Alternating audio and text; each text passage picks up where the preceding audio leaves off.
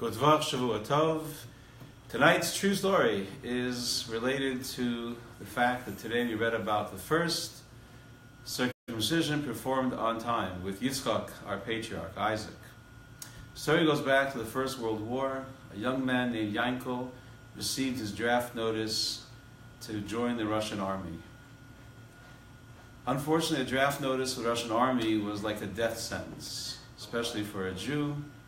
In such a hostile environment, not only would it be impossible to live as a Jew, the dangers of being killed by very unfriendly fire were very real. Yankel went to his Rebbe, to whom he was very close, to ask him to pray on his behalf that he be released from this situation.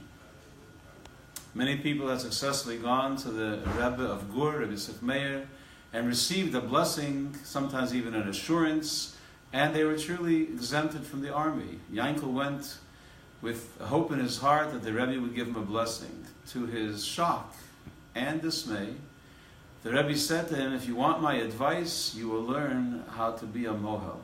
You'll get certified as a proper person who can perform the circumcision. As in, you're not being exempted, you're not being freed. And he went home, not delighted with the answer, but determined to do what the Rebbe told him to do. No sooner had he finished his training and become certified when he was actually drafted. The doctors examined him and found him to be a perfect specimen to die for the Russian Tsar. Off to training camp he went, and after 6 or 8 grueling weeks of training, he was shipped off to an army base far off from his family, way off in some edge of the frozen Russian God knows what. He arrived in the camp, and pretty much he was the only Jew among 10,000 soldiers. I think you might imagine how lonely he was, how scared he was. On the very first day upon arriving in the camp, there was a lineup, a roll call. Thousands and thousands of soldiers standing at line, waiting to be dismissed to their barracks and on to breakfast. But they just stretched and stretched and stretched. It kept taking time. Yankel notices at the front of the line, there's 2 generals are conferring. One is the general who runs the camp. Another one seemed to be a visiting general with lots of gold stars and stuff on his shoulders.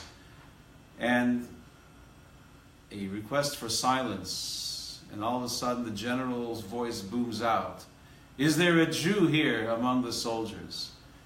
9,999 pairs of eyes turned to look at Yankel, the one and only Jew in the camp.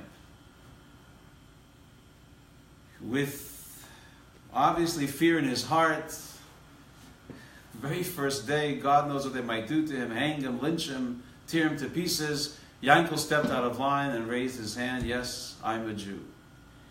The visiting general immediately took him and hustled him into a side room and said to him, listen, I need your help. I need a Mohel. My wife is Jewish, although I am not. We've had a baby boy not long ago, and my wife's father keeps appearing to her in a dream, demanding that she give a bris, that she arrange for a circumcision for his grandson, for her son. And she in turn has requested of me, the general, her husband, to find her a Mohel. Now, where am I supposed to find a Mohel in this part of the world? This, I hate to say, God-forsaken part of the world. And today, this morning, my wife told me, if you don't bring me back a Mohel, don't bother coming home. She was going insane from the nightly visits from her father, from the world of truth, demanding a bris. So, can you help me? Yankel quietly said to the general, it happens to be that I'm a Mohel and I brought my tools with me.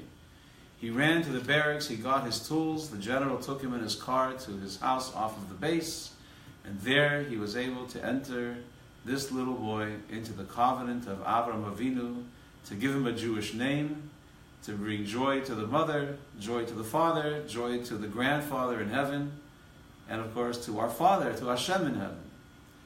The general was so excited, so relieved, so happy. He turns to Yankel and says, Yankel, what can I do to repay you for saving my wife's sanity, saving our marriage, saving my life, doing what you just did? And Yankel said, could you get me back home?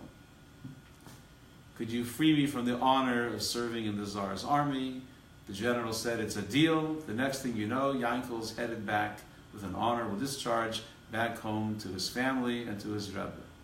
The first thing he did when he arrived home was to rush to the Rebbe's house to thank him and tell him of the great miracle that happened. Thanks to the Rebbe's advice to be a Mohel, he has now been freed from the army. That was very much uppermost in Yankel's mind. When he came to the Rebbe's house, before he could even knock on the door, the Rebbe himself opened the door and said, Yankel, I know everything that happened, but you should know, you did not become a Mohel to get out of the army. I advised you to become a Mohel because I knew there was a Jewish child that needed a bris. Once you fulfilled that mission, you were able to return home. May Hashem help that we should always use out our abilities to help other people, make this world a little bit brighter. Shavua Tov.